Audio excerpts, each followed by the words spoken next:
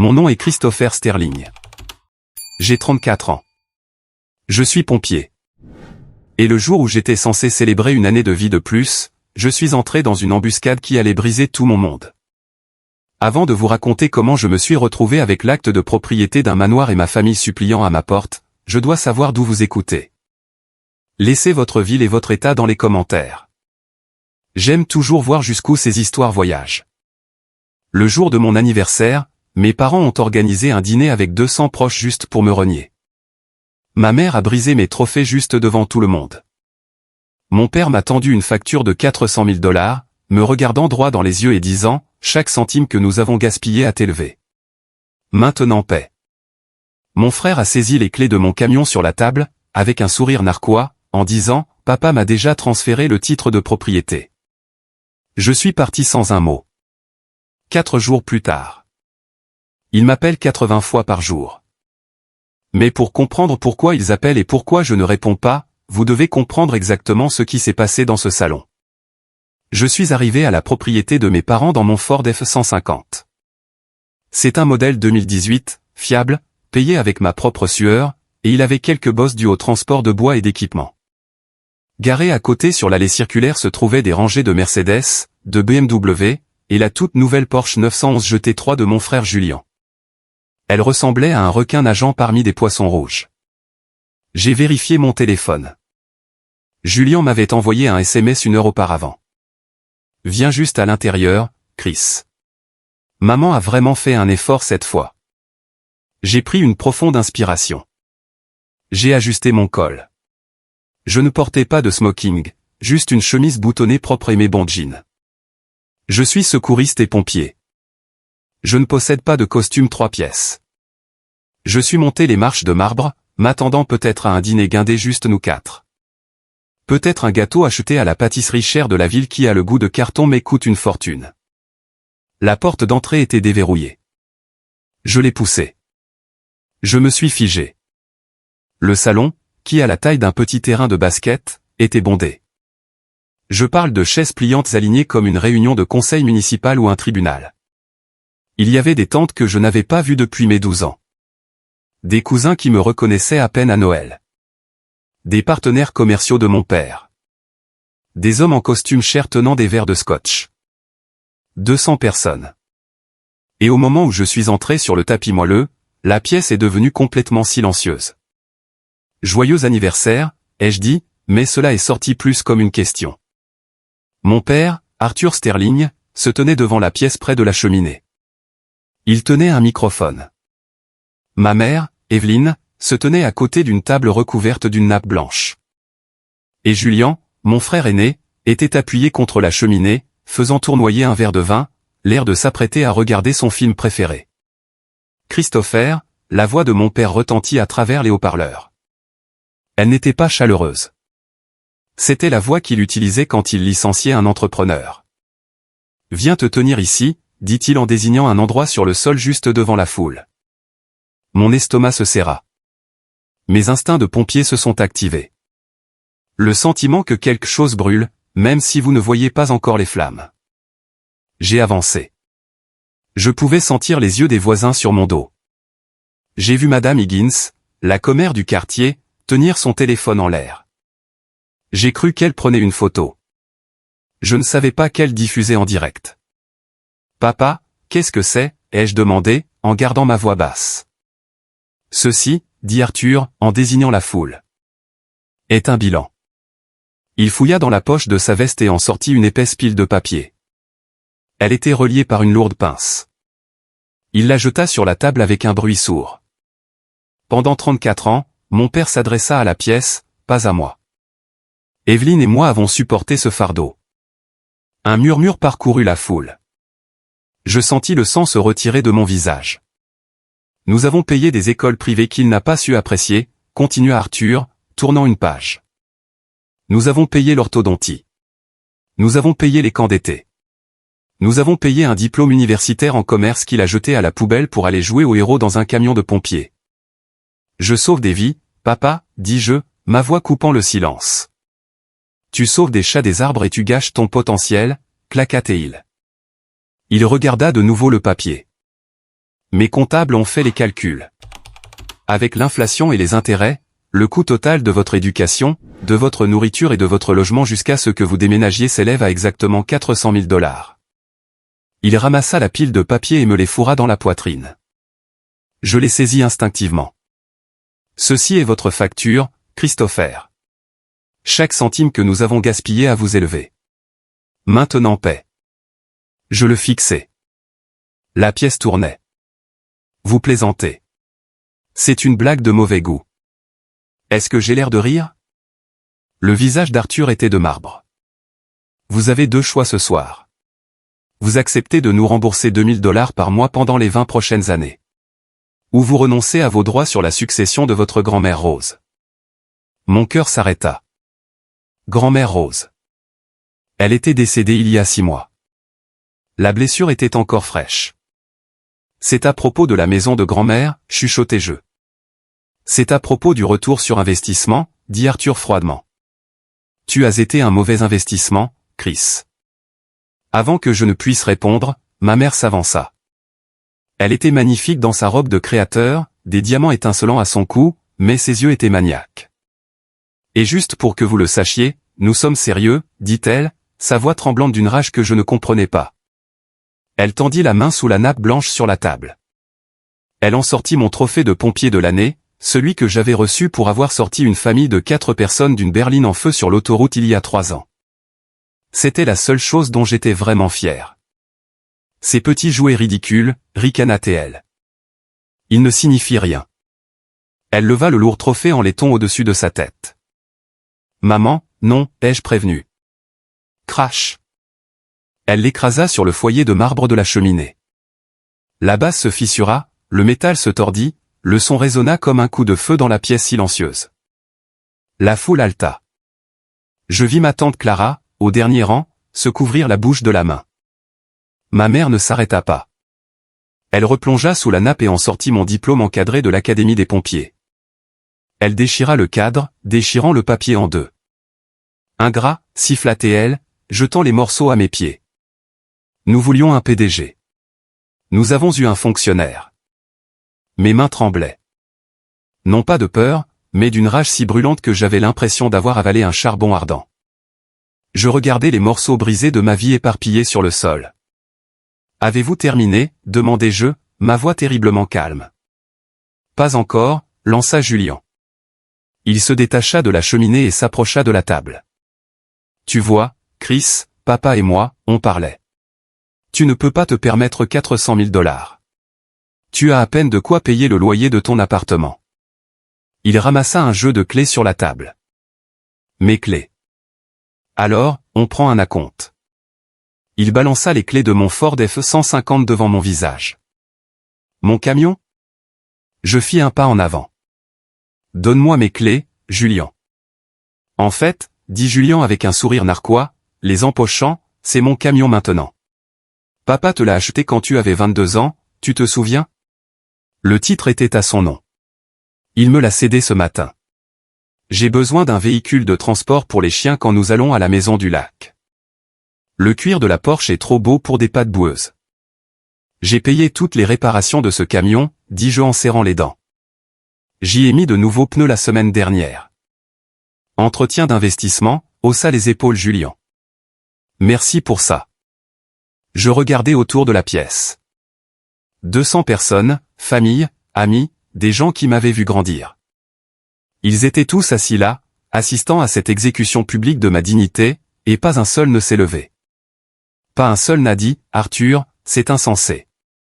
Ils avaient tous peur de lui ou ils appréciaient le spectacle. Je regardais mon père qui vérifiait sa montre comme s'il s'agissait d'une transaction commerciale qui durait trop longtemps. Je regardais ma mère qui respirait difficilement, se tenant au-dessus des débris de mes réalisations. Je regardais Julien, qui souriait comme s'il venait de gagner à la loterie. J'ai réalisé quelque chose à ce moment-là.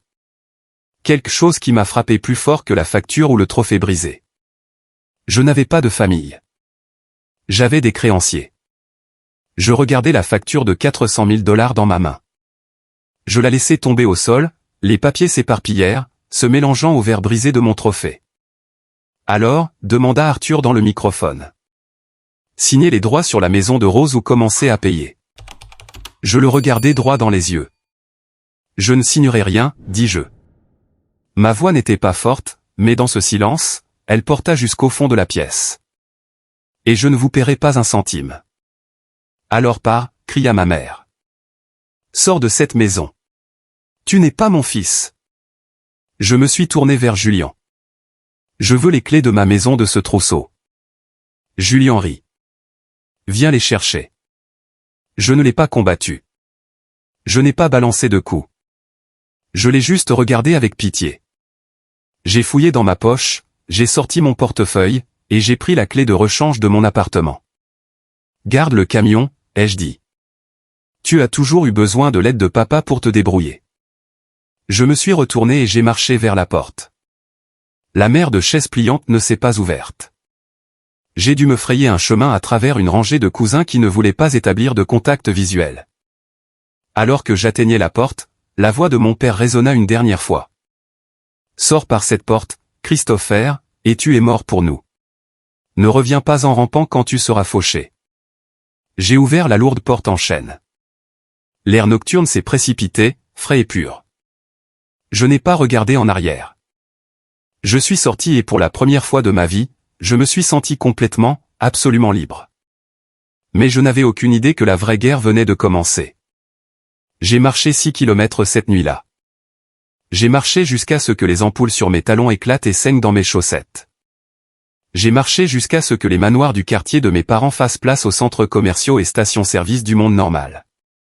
À chaque pas, l'adrénaline s'est estompée et les souvenirs sont revenus en cascade. On n'arrive pas à une nuit comme ça sans toute une vie de signes avant-coureurs. Ayant grandi dans le foyer Sterling, il y avait 2 catégories distinctes de personnes, les actifs et les passifs. Mon frère Julien était l'actif, l'enfant chéri. Il avait 4 ans de plus que moi, avec le sourire de requin de mon père et le besoin insatiable d'attention de ma mère. Quand Julien avait 16 ans, il a écrasé un jet-ski contre le quai d'un voisin, causant $15 000 de dégâts. Mon père l'a balayé d'un rire comme de l'espièglerie et a écrit un chèque. Quand j'avais 16 ans, j'ai eu un B en calcul. Mon père m'a fait asseoir dans son bureau pendant 3 heures, me faisant la leçon sur la façon dont la médiocrité était une maladie. Les Sterling ne sont pas moyens, Christopher. Nous sommes exceptionnels. La différence n'a jamais été aussi claire que le jour de nos 18 ans. Pour les 18 ans de Julien, l'allée était remplie de ballons. Mon père l'a conduit dehors, les yeux bandés, et lui a dévoilé une Ferrari rouge cerise. Elle était d'occasion, bien sûr, mais c'était une Ferrari. Une machine pour un homme qui irait loin, avait dit papa, faisant teinter son verre de champagne. 4 ans plus tard, le jour de mes 18 ans, je suis descendu m'attendant à. Eh bien, pas une Ferrari, peut-être une poignée de main, peut-être une carte. Au lieu de cela, j'ai trouvé mes sacs emballés près de la porte. Tu es un adulte maintenant, a dit Arthur, sans lever les yeux de son Wall Street Journal. Tu as clairement montré que tu n'as pas l'aptitude pour l'entreprise familiale. Je ne soutiendrai pas un parasite. Tu as 24 heures pour trouver un autre endroit où vivre. C'est cette année-là que j'ai rejoint l'Académie des pompiers. C'était le seul endroit qui offrait un dortoir et 3 repas par jour. Je n'ai pas rejoint pour être un héros. J'ai rejoint pour survivre. Mais au fil des ans, j'ai trouvé dans la caserne ce que je n'ai jamais trouvé dans le manoir. La fraternité, la loyauté, des gens qui vous jugeaient par vos actions, pas par votre compte en banque. J'ai gravi les échelons. Je suis devenu secouriste. J'ai vu des choses dans les rues, des accidents de voiture, des overdoses, des arrêts cardiaques qui rendaient l'obsession de mes parents pour les adhésions au country club absurde. Mais le vrai point de rupture, la chose qui a vraiment empoisonné le puits, n'était pas une question d'argent. C'était à propos de grand-mère Rose.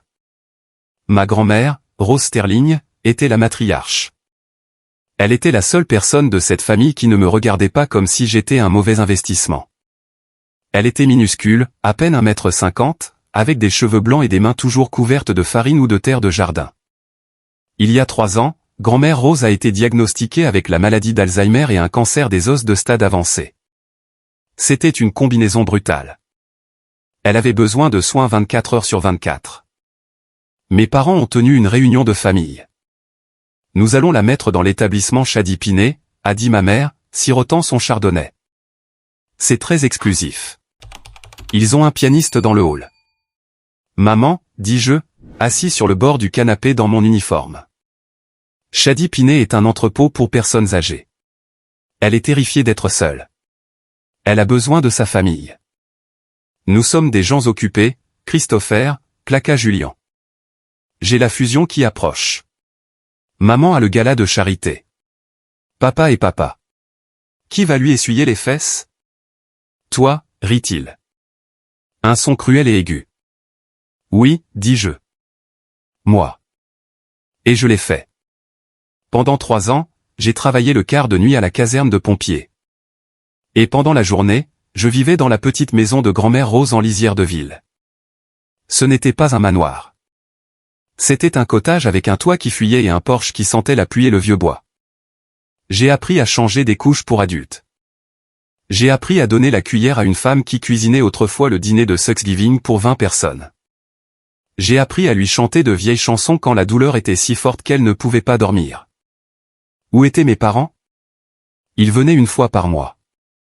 Ils restaient 20 minutes.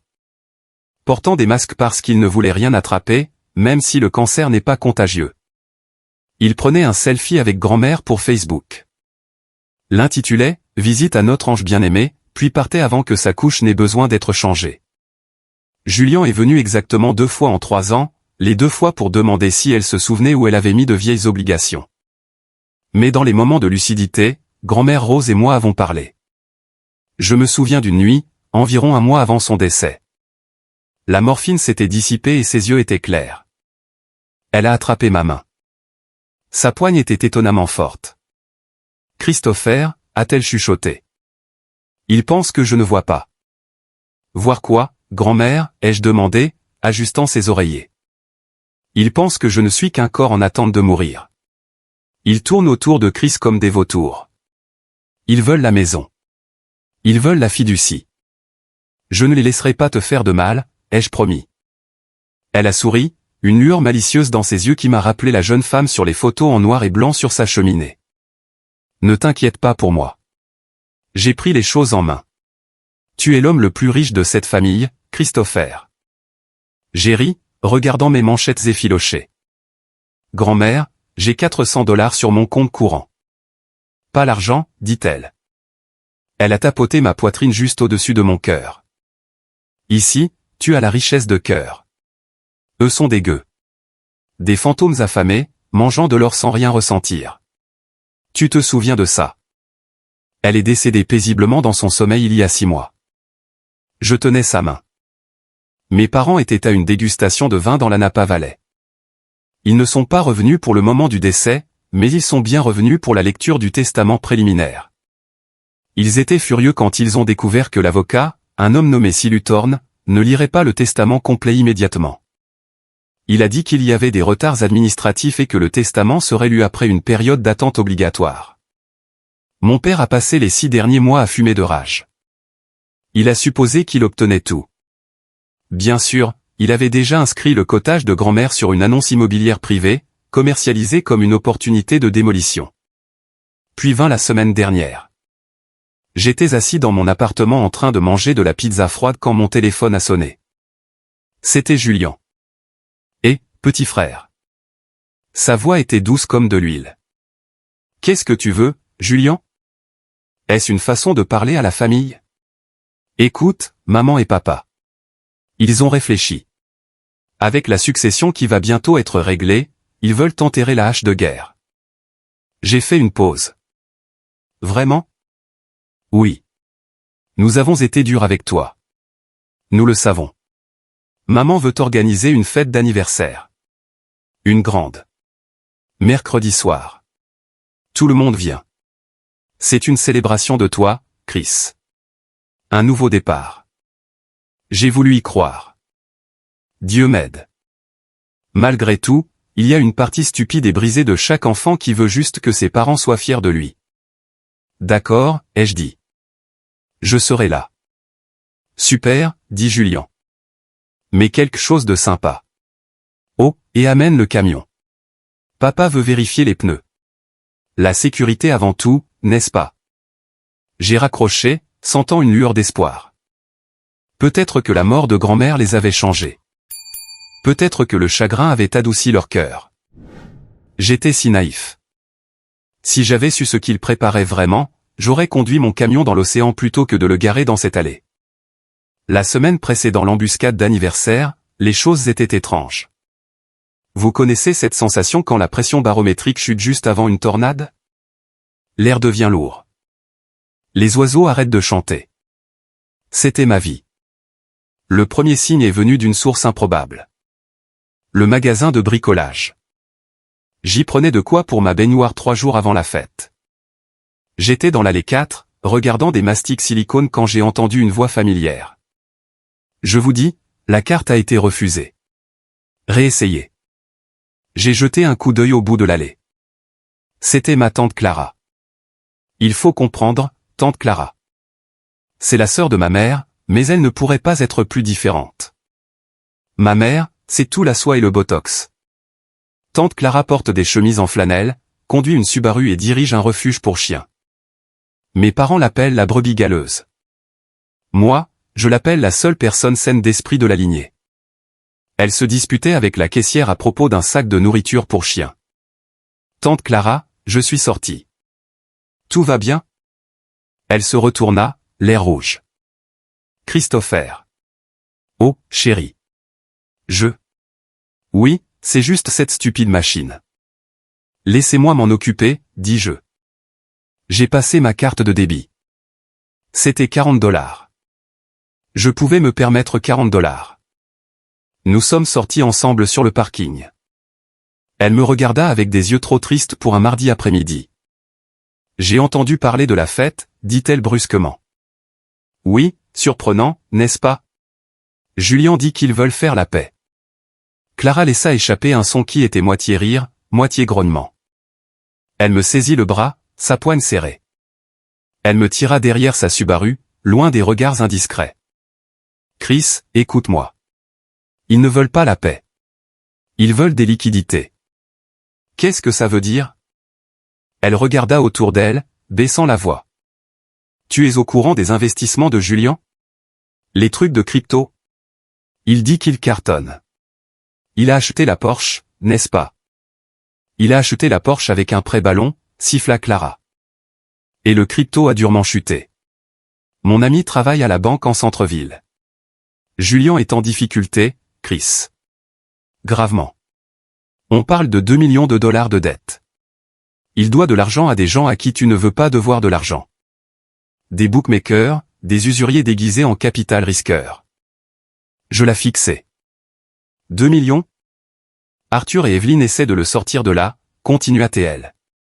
Mais leur argent est immobilisé dans l'immobilier commercial et le marché est mou en ce moment. Ils sont à court de liquidités. Ils sont désespérés. Qu'est-ce que ça a à voir avec mon anniversaire? Clara me regarda comme si j'étais un enfant marchant au milieu de la circulation. La succession de grand-mère Rose. Le testament sera lu la semaine prochaine. Ils ont besoin que tu signes quelque chose. Je ne sais pas quoi, mais Arthur a rencontré des avocats louches. Pas si Luthorne. D'autres gars. Elle me serra les épaules. Ne va pas à cette fête, Christopher. Quoi qu'il prévoie, c'est un piège. Reste chez toi. Verrouille tes portes. Je sentis un frisson froid me parcourir l'échine. Cela avait du sens. La gentillesse soudaine, l'invitation. Je dois y aller, Clara, dis-je lentement. Pourquoi? Tu es masochiste? Parce que si je n'y vais pas, je ne saurai jamais avec certitude. Je dois regarder mon père dans les yeux. S'il complote contre moi, je veux le voir. Je veux qu'il me le dise en face. Clara soupira, secouant la tête. Tu as trop de ta grand-mère en toi, têtue comme une mule. Elle me serra dans ses bras. Je serai là. J'ai une invitation. Je n'allais pas y aller, mais si tu vas au peloton d'exécution, je ne te laisserai pas y rester seul. C'était le signe avant-coureur numéro 1. Le signe avant-coureur numéro 2 est arrivé le matin de la fête. Je sortais les poubelles de mon complexe d'appartements. D'habitude, je jette juste les courriers indésirables, mais une épaisse enveloppe de couleur crème a attiré mon attention. Elle dépassait du fond de la poubelle, tachée de marques de café. Je l'ai pêchée. Elle m'était adressée, mais l'adresse était légèrement erronée. Elle avait mon ancien code postal, c'est pourquoi le facteur l'a probablement jetée où elle s'est mélangée. L'adresse de l'expéditeur, Silutorne, avocat. Mon cœur battait la chamade. Je l'ai déchirée là, à côté de la benne à ordures. La lettre était datée d'il y a 2 semaines. Cher Monsieur Sterling. Conformément aux instructions de la regrettée Rose Sterling. Je demande une réunion privée avec vous avant la lecture officielle du testament. Il est impératif que nous nous parlions. Votre grand-mère a laissé des instructions spécifiques concernant votre sécurité et la disposition de la succession. Veuillez contacter mon bureau immédiatement. Ne discutez pas, je répète, ne discutez pas des questions d'héritage avec votre famille avant que nous ne nous soyons parlé. Cordialement, Silas. J'ai sorti mon téléphone et composé le numéro figurant sur l'entête. Nous sommes désolés. Le bureau est actuellement fermé. Veuillez laisser un message. Il était 18 h le jour de la fête. Je l'avais manqué. Je me tenais là, sur le parking, tenant une lettre tachée de café qui me semblait être un bouclier. Grand-mère avait essayé de me prévenir. Instructions spécifiques concernant votre sécurité. Que savait-elle? Que avait-elle fait? Je suis rentré et j'ai pris une douche. J'ai frotté l'odeur de la caserne de pompiers sur ma peau. J'ai mis ma meilleure chemise. Je me suis regardé dans le miroir. Je n'avais pas l'air d'un Sterling. J'avais une cicatrice sur le menton due à une poutre tombée. J'avais des callosités sur les mains. J'avais des yeux fatigués. J'ai mis la lettre de Silutorne dans la poche intérieure de ma veste, juste contre mon cœur. Mon téléphone a vibré. Un SMS de David. David est mon meilleur ami depuis la maternelle. Il est l'opposé de moi. Bruyant, insolent et un avocat de la défense pénale incroyablement bon. David, tu es sûr de ça ce soir? J'ai de mauvaises vibrations, mec. Pourquoi inviter 200 personnes pour un dîner d'anniversaire? Ce n'est pas une fête. C'est une conférence de presse. Moi? J'y vais. Clara dit qu'ils ont des problèmes.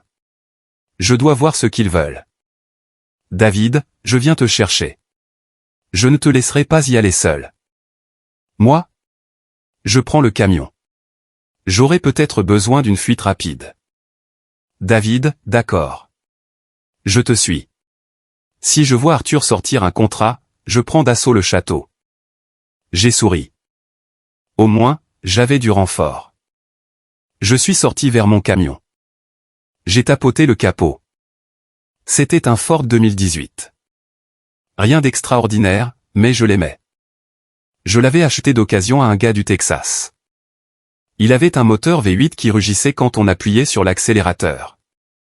C'était la première chose que j'avais jamais possédée et sur laquelle le nom de mon père n'était pas. Du moins, c'est ce que je pensais. Je suis monté, j'ai tourné la clé et j'ai écouté le moteur ronronner. D'accord, ma belle, ai-je chuchoté. Un dernier voyage dans le ventre de la bête. Je ne savais pas à quel point ces mots étaient prophétiques.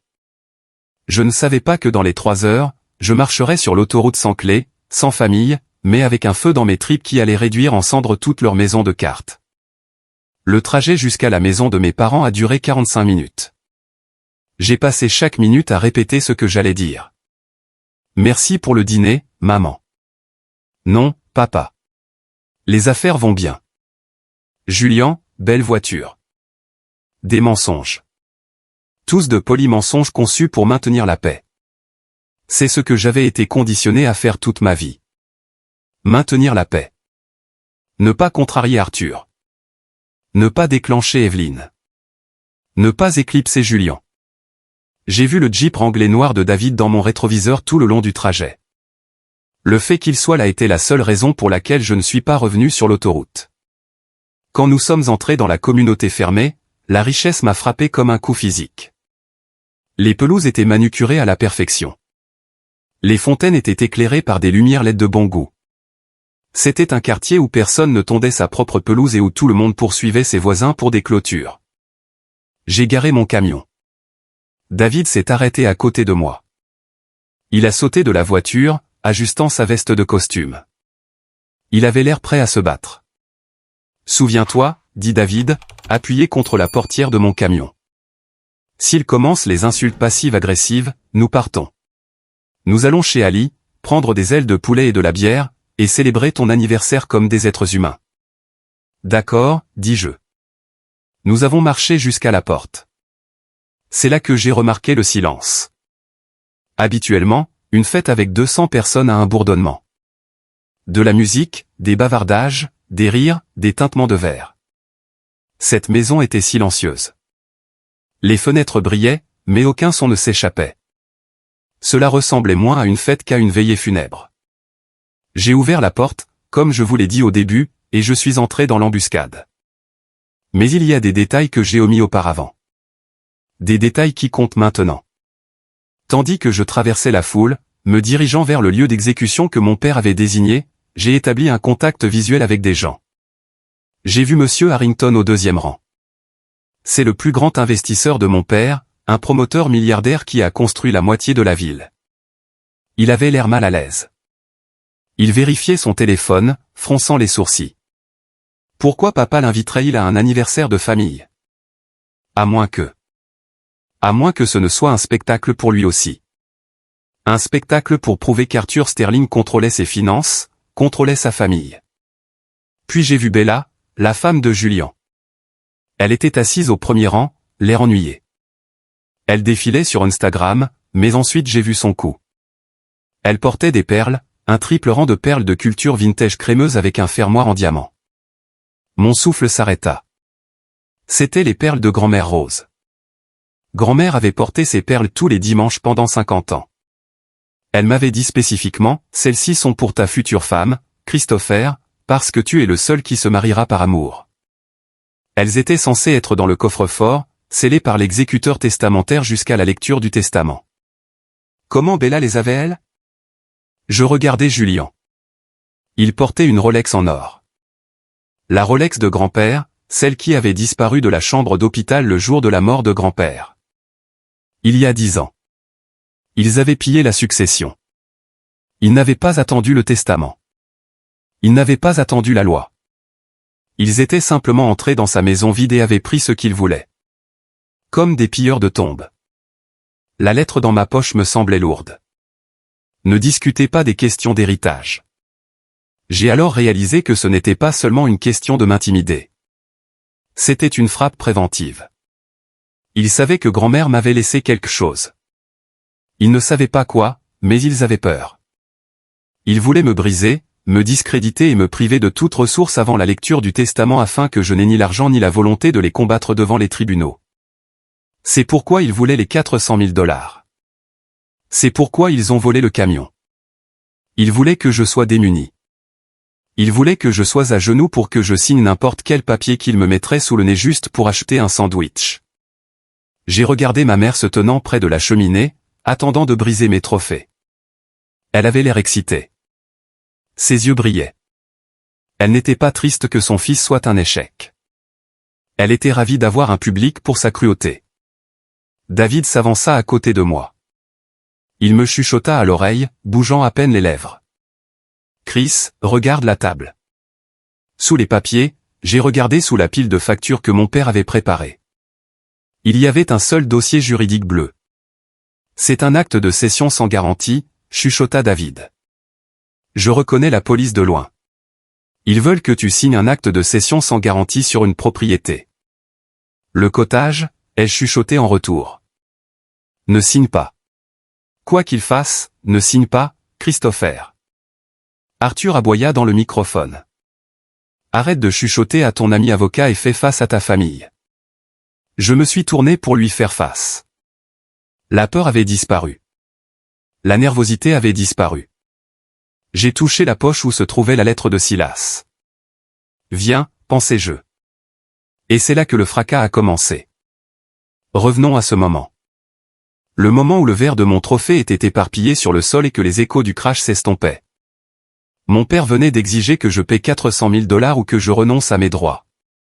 La pièce retenait son souffle. 200 personnes attendaient que je pleure, que je supplie ou peut-être que je crie. C'est ce que font les Sterling. Nous faisons des scènes, mais je suis pompier. Quand le toit s'effondre et que la fumée est épaisse, on ne crie pas. On se tait. On évalue. On agit. J'ai regardé Arthur. Il transpirait un peu.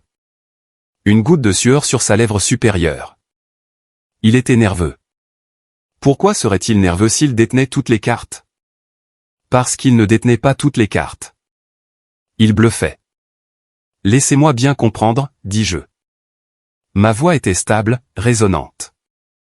Je la projetais comme si je donnais des ordres sur un lieu d'accident. Vous me facturez mon enfance. Je récupère mes pertes, dit Arthur, bombant le torse. Et si je ne paie pas, je dois signer ce dossier bleu, là-bas? J'ai pointé la table. Arthur tressaillit. Il posa rapidement sa main sur le dossier. C'est un formulaire de mainlevée standard pour simplifier le processus d'homologation pour la maison de grand-mère, puisque tu ne peux de toute façon pas l'entretenir. Je vois. J'ai fait un pas vers la foule. J'ai tourné le dos à mon père. J'ai regardé directement Monsieur Harrington, l'investisseur. Monsieur Harrington, dis-je. Le vieil homme leva les yeux, surpris. Oui, mon garçon. Vous faites affaire avec mon père depuis 20 ans. Demande-t-il habituellement aux gens de signer des contrats qu'ils n'ont pas lus sous la contrainte et devant un public? Monsieur Harrington fronça les sourcils. Il regarda Arthur. C'est peu orthodoxe, Arthur. C'est une affaire de famille, cria Arthur, son visage rougissant. Tais-toi, Christopher. Ça a cessé d'être une affaire de famille quand vous avez invité tout le quartier et facturé l'entrée, ai-je crié en retour, me retournant pour lui faire face. Je me suis approché de la table. J'ai ramassé la pile de factures, le bilan de 400 000 $. Je l'ai feuilleté. Couche, 1992, 4 cents $. J'ai lu à voix haute. Fenêtre cassée, 1998. 250 $. Vous avez gardé les reçus pendant 30 ans. Je suis un homme méticuleux, ricana Arthur. Non, dis-je, laissant tomber les papiers. Vous êtes un homme fauché. Le silence qui suivit cette déclaration fut lourd. Excusez-moi, Evelyne s'avança, serrant ses perles. Nous sommes des Sterling. Nous possédons la moitié de cette ville. Alors pourquoi essayez-vous de voler un Ford F-150 rouillé à votre fils? J'ai pointé Julien. Et pourquoi Julien porte-t-il la montre volée de grand-père?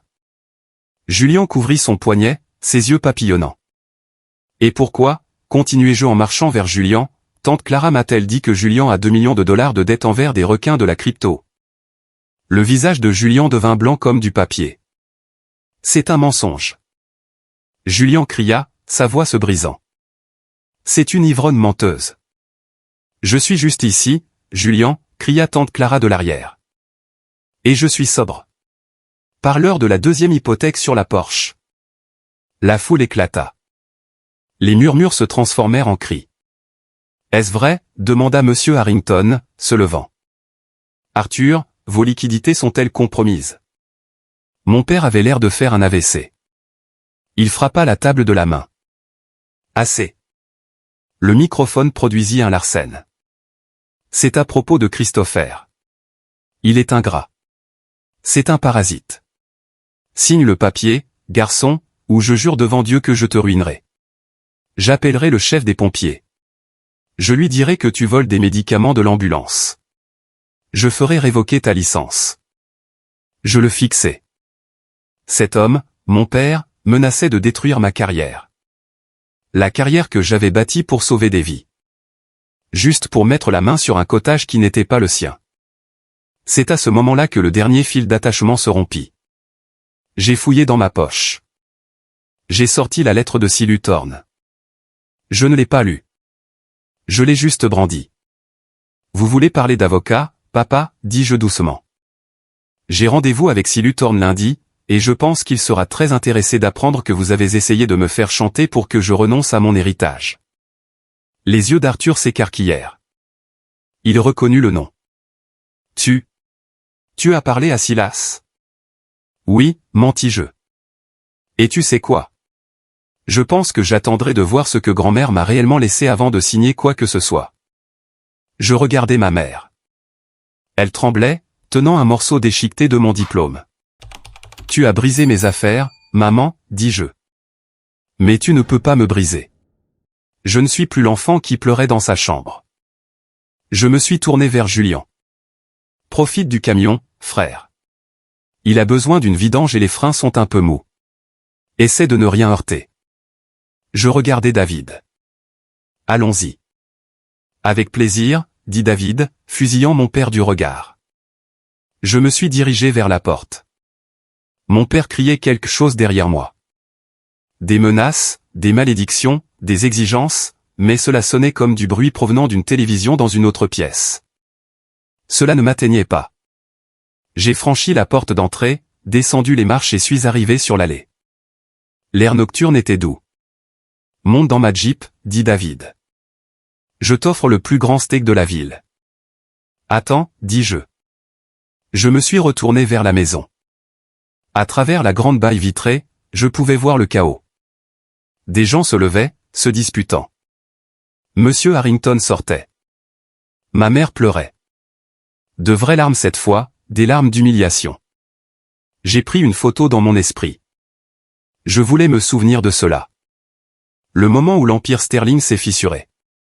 Je suis monté dans la Jeep de David. Nous sommes partis, laissant mon camion, mes trophées et ma famille derrière moi. J'ai cru que le pire était passé. J'ai cru avoir gagné, mais je me suis trompé. Le silence a duré 4 jours, puis les appels téléphoniques ont commencé. Et puis l'avocat a lâché la bombe qui allait transformer la cupidité de mes parents en leur destruction absolue. Pendant les 4 jours suivants, j'ai disparu. Je suis resté dans la maison d'amis de David. J'ai éteint mon téléphone. J'ai appelé au travail et pris un congé personnel. J'avais juste besoin de respirer. Je me sentais comme un amputé. J'avais coupé un membre gangréneux et pourri, mais un membre quand même. Ça faisait mal. Le matin du 4e jour, j'ai rallumé mon téléphone. Pigne, pigne, pigne.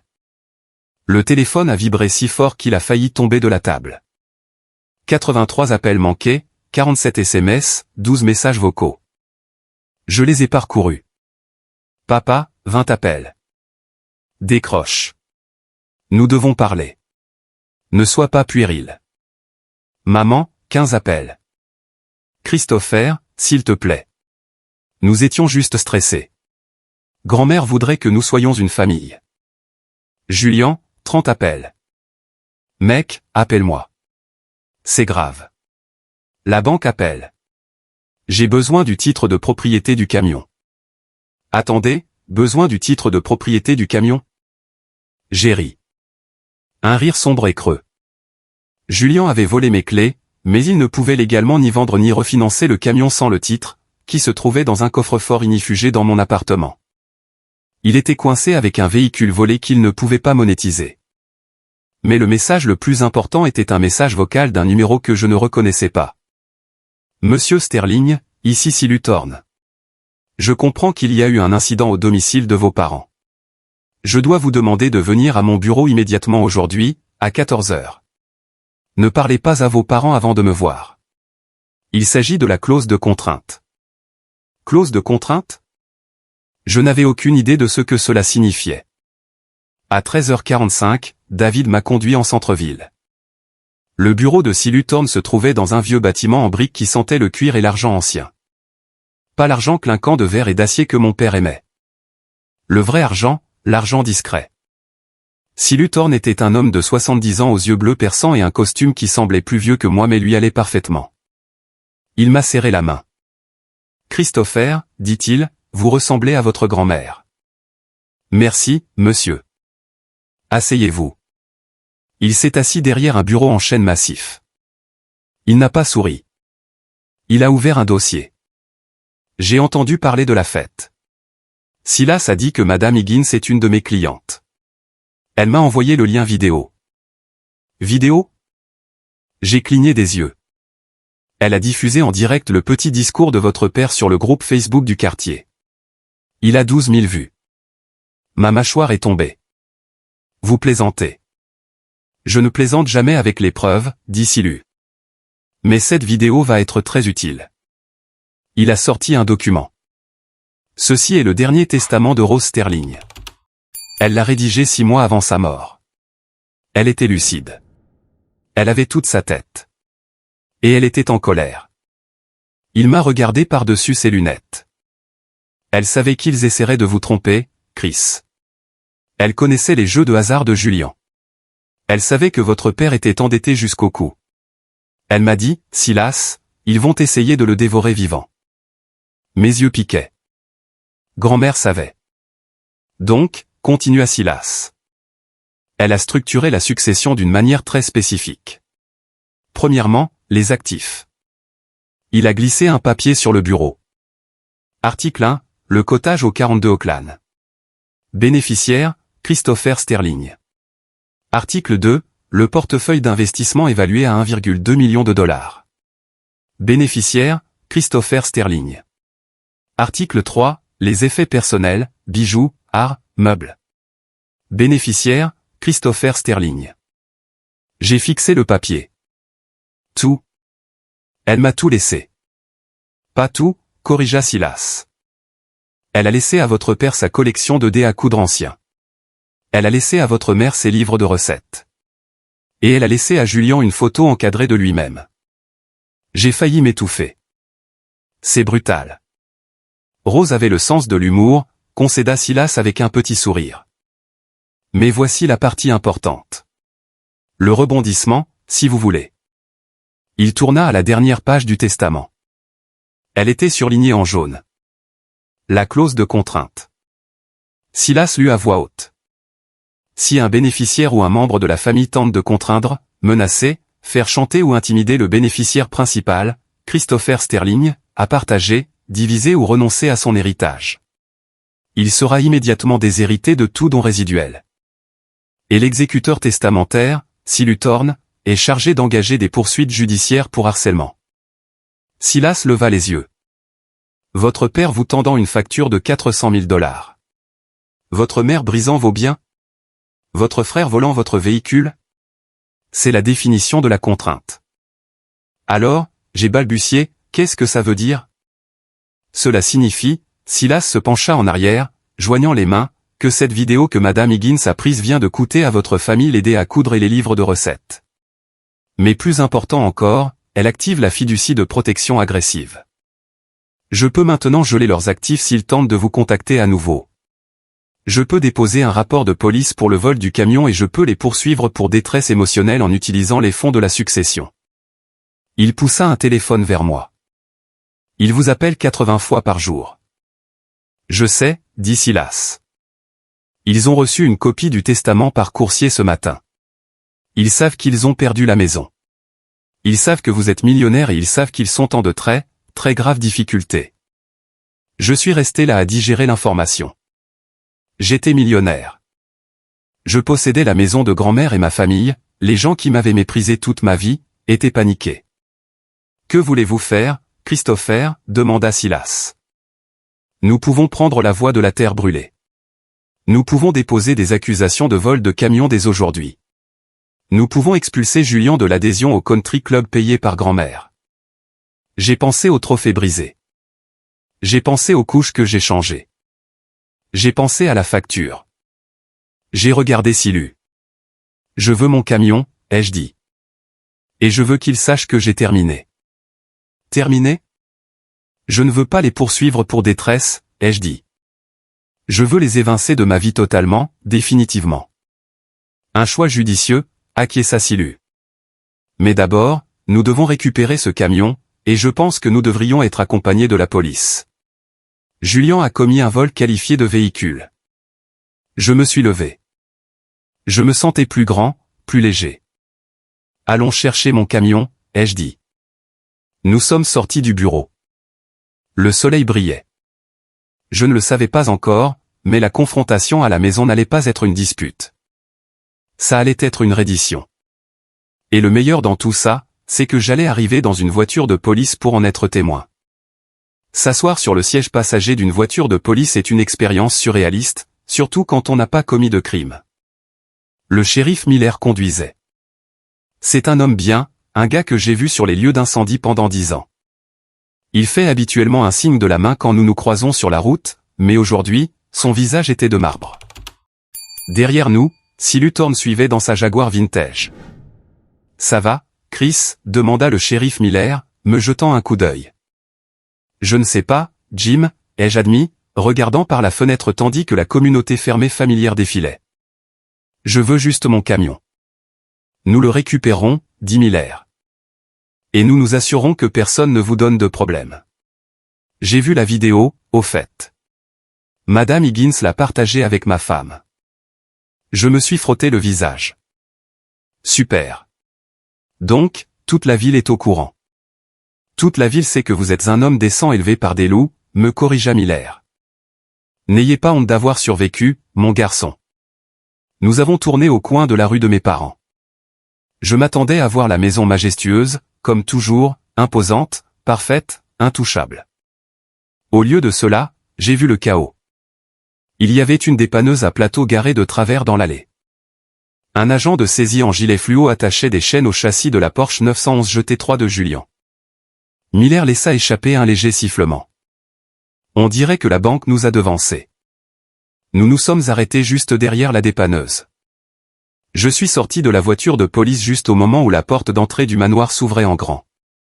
Mon père, Arthur Sterling, en sortit en trombe. Il ne portait pas sa veste de costume. Sa cravate était défaite. Il avait l'air échevelé, un homme qui n'avait pas dormi depuis 4 jours. « Vous ne pouvez pas prendre cette voiture !» Arthur criait sur l'agent de saisie. « Je vous ai dit que le virement est en attente. C'est une erreur bancaire. » L'ordre est arrivé ce matin, mon pote, dit le chauffeur, sans même lever les yeux en actionnant le treuil.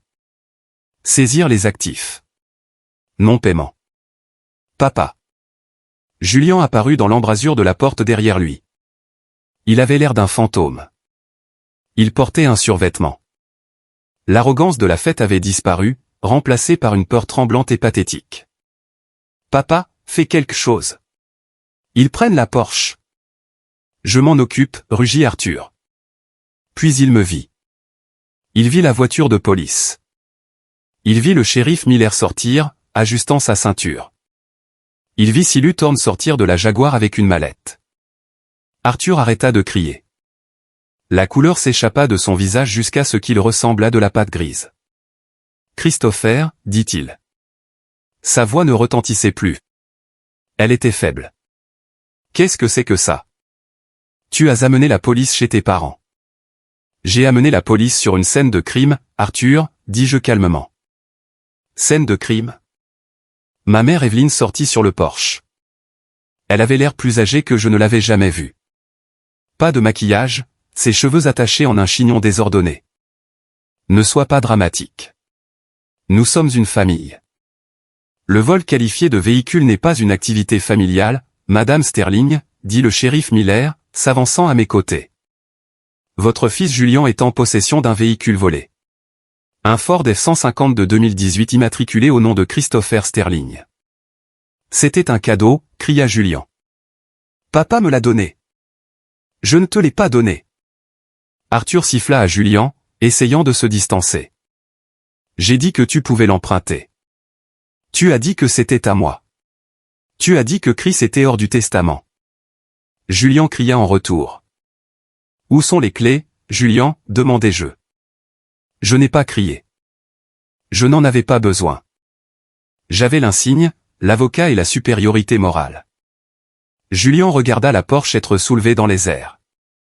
Il regarda le shérif. Il fouilla dans sa poche et sortit mes clés. Il les jeta sur l'allée. Elles atterrirent avec un tintement métallique à mes pieds. Je me penchai et les ramassai. Le métal était frais et familier. Vérifie le camion, Chris, dit Silas doucement. Assure-toi que tout est là. Je me suis dirigé vers mon camion. Il était garé sur l'herbe sur la pelouse immaculée que mon père prisait plus que ses enfants. Julian l'avait traité comme une ordure. Il y avait des empreintes de boue sur le tableau de bord, des emballages de fast-food sur le sol. Mais en ouvrant la porte, je me suis souvenu de quelque chose. Quelque chose de l'esquisse de ma vie que je n'avais pas encore assemblée. Sous le siège conducteur, grand-mère Rose empruntait parfois mon camion pour emmener ses débris de jardin au centre de compostage. Elle disait que la suspension était plus douce pour son dos que sa berline. J'ai fouillé sous le siège. Ma main a effleuré quelque chose en cuir. Je l'ai sorti. C'était un vieux journal relié en cuir. Le journal de grand-mère. Mon cœur battait la chamade contre mes côtes. Je l'avais cherché pendant des mois après sa mort. Toute la famille l'avait cherché. Nous savions qu'elle tenait des notes détaillées sur tout, mais il avait disparu. Elle devait l'avoir caché ici la dernière fois qu'elle a conduit le camion, sachant que Julien et Arthur ne daigneraient jamais regarder à l'intérieur du véhicule d'un homme qui travaille. Je l'ai ouvert à la dernière entrée datée de 3 semaines avant sa mort. Arthur était ici aujourd'hui. Il pense que je dors. Il parlait à Julien au téléphone de mes obligations. Il ne sait pas que je les ai transférées à la fiducie pour Christopher l'année dernière. Il s'est tenu au-dessus de mon lit et a regardé sa montre. Il n'attend pas que je me rétablisse. Il attend que je parte pour pouvoir payer ses dettes. Il m'a volé en 98 pour créer son entreprise et il essaie de me voler maintenant pour la sauver. J'ai caché la preuve du détournement de fonds de 98 dans le coffre-fort de la First National. Silas a la clé. Christopher doit savoir. Il est le seul qui soit propre. Une froide fureur m'a envahi. Il l'a volé. Il a bâti tout cet empire, ce manoir, ce mode de vie avec l'argent qu'il a volé à sa propre mère. Je me suis éloigné du camion, tenant le journal comme une arme. « Qu'est-ce que c'est » demanda Arthur, lorgnant le livre. « Des preuves, dis-je. » Je me suis dirigé vers Silas et lui ai tendu le journal. « Lisez la dernière entrée. » Silas ajusta ses lunettes. Il le lut rapidement. Ses sourcils se levèrent. Il regarda Arthur avec un pur dégoût. « Détournement de fonds, dit Silas. La prescription pourrait être délicate, Arthur, mais les dommages à la réputation. C'est pour toujours. Donnez-moi ça. » Arthur s'élança. Le shérif Miller s'interposa entre nous, sa main posée sur son étui. « Reculez, Arthur.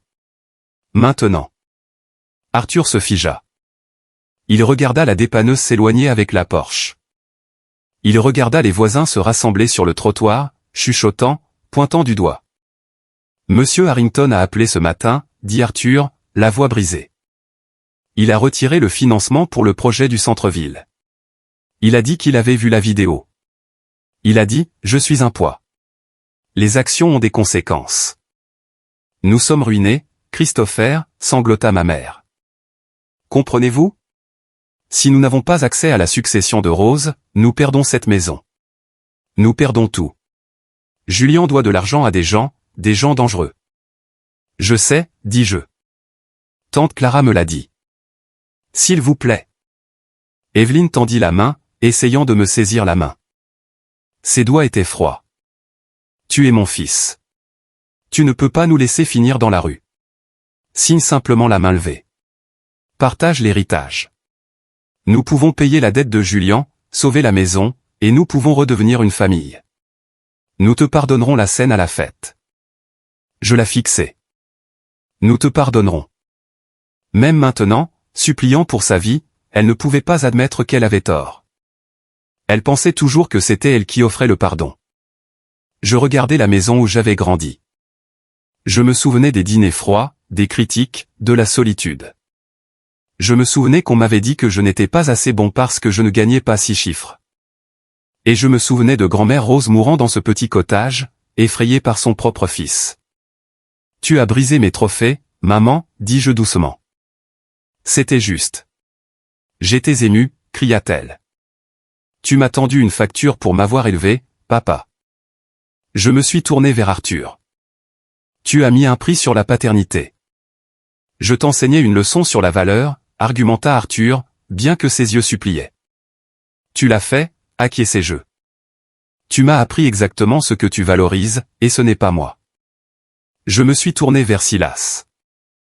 Je veux activer pleinement la clause de contrainte. J'ai dit, ils n'auront rien. Ni dés à coudre, ni recettes, ni photos, et je veux une ordonnance de restriction.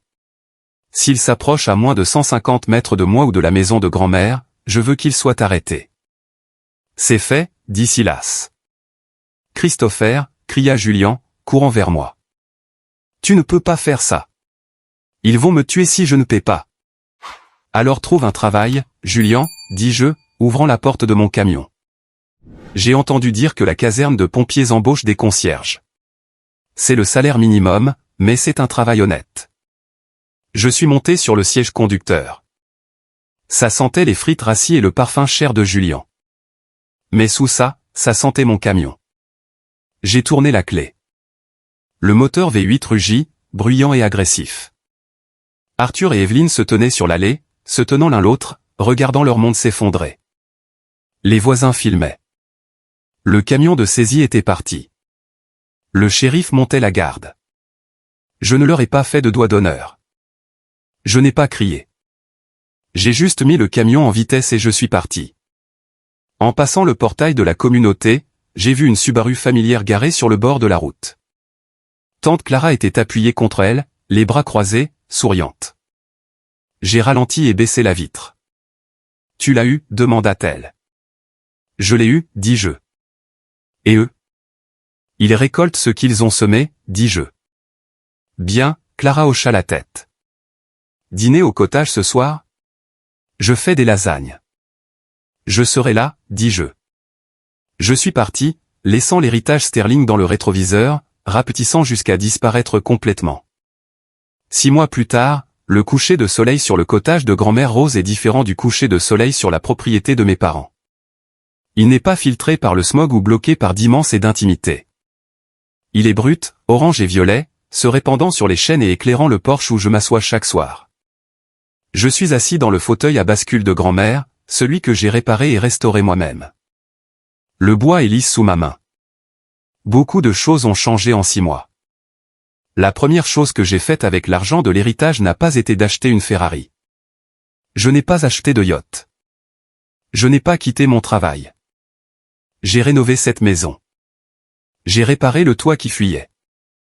J'ai mis à jour la plomberie pour que la douche ne crie pas quand on l'ouvre.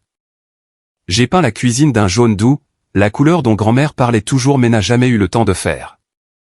J'ai transformé la chambre d'amis en une véritable chambre d'amis, pas un placard de rangement, mais j'ai gardé l'âme du lieu.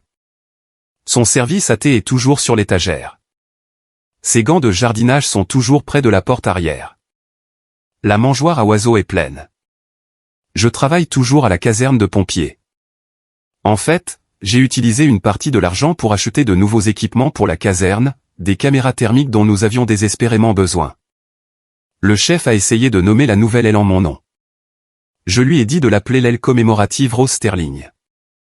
Quant à l'Empire Sterling, eh bien, la gravité est une maîtresse cruelle. Silu Thorne a été impitoyable. Il a exécuté le testament à la lettre. Avec les preuves du journal et la vidéo de la contrainte, mes parents n'avaient aucun argument valable. Ils ont dépensé une fortune en avocats pour le combattre, ce qui n'a fait que vider leurs ressources de plus en plus rapidement. Ils ont perdu le manoir il y a 3 mois. La saisie immobilière est un mollet dans la haute société. Elle se répand comme un virus. Ils ont été bannis du country club, abandonnés par leurs amis, et ignorés par les gens qu'ils cherchaient autrefois à impressionner. La dernière fois que j'ai eu des nouvelles de tante Clara. Ils vivent dans un appartement de 2 chambres de l'autre côté de la ville. Mon père essaie de travailler comme consultant, mais sa réputation est toxique. Ma mère travaillerait à temps partiel au comptoir de parfumerie d'un grand magasin. Cela semble dur. Je sais que certaines personnes diront, mais Chris, ce sont tes parents. Tu as des millions. Tu pourrais les aider. Je pourrais. Je pourrais écrire un chèque aujourd'hui qui résoudrait tous leurs problèmes. Mais je me souviens de la facture. Je me souviens du trophée brisé. Je me souviens du regard dans les yeux de Julien quand il a volé mes clés. Les aider ne serait pas de l'amour. Ce serait de l'encouragement. Ils doivent apprendre la leçon qu'ils ont essayé de m'enseigner. On gagne sa vie dans ce monde. Et Julien, les Crypto Sharks ne lui ont pas brisé les jambes, heureusement, mais il a dû déclarer faillite. Sa femme, Bella, l'a quitté le jour où la Porsche a été saisie. Elle a pris le chien et est retournée vivre chez ses parents. Julien travaille actuellement comme chauffeur VTC. J'ai commandé une voiture l'autre jour pour aller à l'aéroport et j'ai vu son nom apparaître sur l'application. J'ai annulé la course et j'ai attendu la suivante. Je ne suis pas prêt pour cette conversation. Peut-être que je ne le serai jamais. Ce soir, l'air est vif. J'entends du gravier crisser dans l'allée. La Jeep de David s'arrête et Clara est avec lui. Elle tient un Tupperware que je soupçonne de contenir son célèbre crumble aux pommes. « Tu as déjà allumé le barbecue » crie David, sortant de la voiture. Il porte une chemise hawaïenne qui offense les yeux. Mais il a l'air heureux.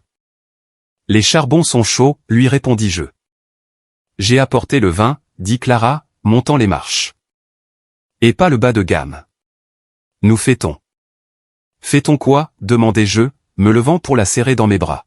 « 6 mois de liberté, dit-elle, me serrant fort. Et j'ai eu un appel de Silas aujourd'hui. Oh, il a trouvé un autre compte. Clara sourit. Grand-mère a laissé un fonds d'éducation séparé pour mes enfants. Elle savait que j'avais du mal à payer leurs études. Elle l'a caché à Arthur. Je souris. Bien sûr qu'elle l'a fait. Rose Sterling jouait aux échecs pendant que tout le monde jouait aux dames. Nous nous asseyons sur le porche alors que les étoiles apparaissent. Nous mangeons des steaks et du crumble aux pommes. Nous rions, de vrais rires, pas les ricanements polis et réservés des dîners de mes parents. Je regarde autour de la table.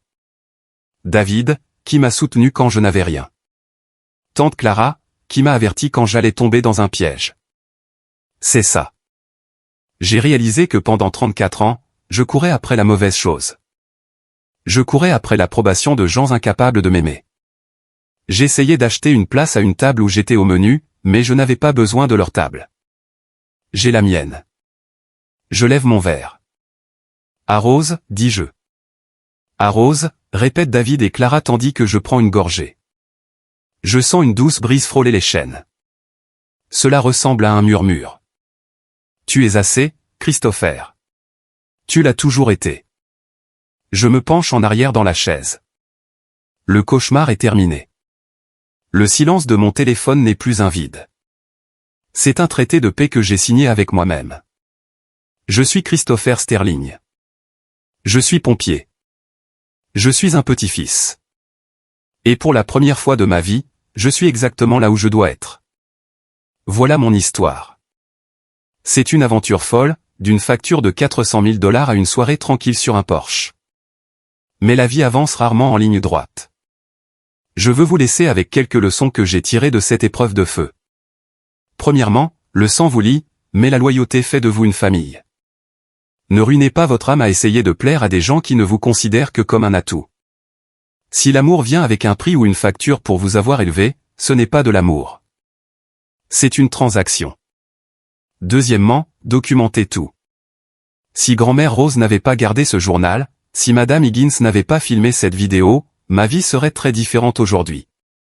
La vérité est votre meilleure arme, mais la preuve est votre bouclier. Et enfin, connaissez votre valeur. Mes parents ont essayé de me convaincre que j'étais un échec parce que je n'étais pas un PDG. Mais la vraie richesse n'est pas la voiture dans votre allée. C'est la paix dans votre foyer et les gens qui sont là pour vous quand vous n'avez rien à offrir qu'un vieux camion. Je veux maintenant vous entendre. Quelle est la plus grande leçon que vous avez tirée de ceci? Avez-vous déjà dû couper les ponts avec un membre de votre famille toxique pour vous sauver? Laissez un commentaire ci-dessous avec vos réflexions. Ou si cette histoire a résonné en vous et que vous êtes content que justice ait été rendue, commentez simplement le mot « bien » pour que je sache que nous sommes sur la même longueur d'onde. Merci d'avoir écouté. Merci d'être mon témoin. Et souvenez-vous, ne laissez personne vous effacer. Je vous retrouve dans le prochain épisode.